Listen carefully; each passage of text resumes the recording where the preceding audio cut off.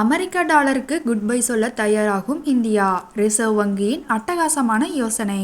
உலக அளவில் வலிமையான நாணயமாக அமெரிக்க டாலர் இருந்து வருகிறது. இதற்கு முக்கிய காரணம் கச்சா எண்ணெய் உள்ளிட்ட பல்வேறு முக்கிய பொருட்களை உலக நாடுகள் டாலரை கொடுத்துதான் வாங்க வேண்டியிருக்கிறது.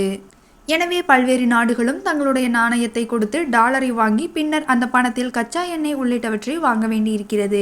அதாவது சர்வதேச வர்த்தகத்திற்கு அமெரிக்க டாலர் தேவைப்படுகிறது. இதனால்தான் உலக அளவில் வலிமை மிக்க ஒரு நாணயமாக டாலர் இருந்து வருகிறது. இதுவே பல்வேறு விவகாரங்களிலும் அமெரிக்காவின் கை ஓங்கி இருப்பதற்கும் காரணமாக இருக்கிறது. ஆனால் பல்வேறு நாடுகளும் தற்போது விழித்து கொண்டன. உலக அளவில் டாலரின் ஆதிக்கத்தை குறைக்க வேண்டும் என்பதிலும் டாலரை சார்ந்து இருப்பதை தவிர்க்க வேண்டும் என்பதிலும் கவனம் செலுத்த தொடங்கியிருக்கின்றன. இதனை முதலில் தொடங்கி வைத்தது சீனா என்றே கூறலாம். சீனா அதிக அளவு தங்கத்தை வாங்கி டாலரின் மதிப்பை குறைக்க வேண்டும் என்பதில் தீவிரமாக இருக்கிறது. இதற்கிடையே இந்தியாவும் தற்போது டாலர் வர்த்தகத்தை சார்ந்து இருப்பதை குறைப்பதற்கு முடிவு செய்திருக்கிறது. இந்தியா இதற்காக பிரிக்ஸ் கூட்டமைப்பு நாடுகளின் டிஜிட்டல் நாணயங்களை ஒருங்கிணைக்க யோசனை தெரிவித்துள்ளது. பிரிக்ஸ் என்பது பிரேசில், ரஷ்யா, இந்தியா, சீனா, தென்னாப்பிரிக்கா ஆகிய நாடுகள் இணைந்த கூட்டமைப்பு. அண்மையில் இந்த கூட்டமைப்பில் ஐக்கிய அரபு அமீரகமும் இணைந்துள்ளது.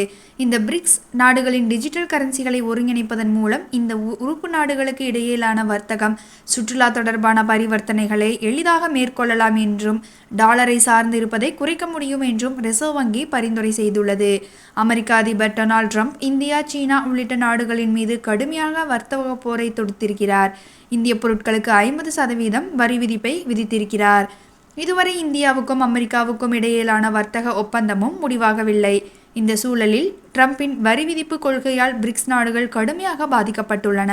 எனவே பிரிக்ஸ் அமைப்பில் இடம்பெற்றுள்ள நாடுகளின் மத்திய வங்கிகள் தங்கள் டிஜிட்டல் நாணயங்களுக்குள் ஒருங்கிணைப்பை கொண்டு வர வேண்டும் என ரிசர்வ் வங்கி ஆலோசனை தெரிவித்துள்ளது. இந்த ஒருங்கிணைப்பு வந்துவிட்டால் இந்த நாடுகளுக்கு இடையிலான வர்த்தகத்திற்கு அமெரிக்க டாலரை சார்ந்திருக்க வேண்டிய அவசியமில்லை.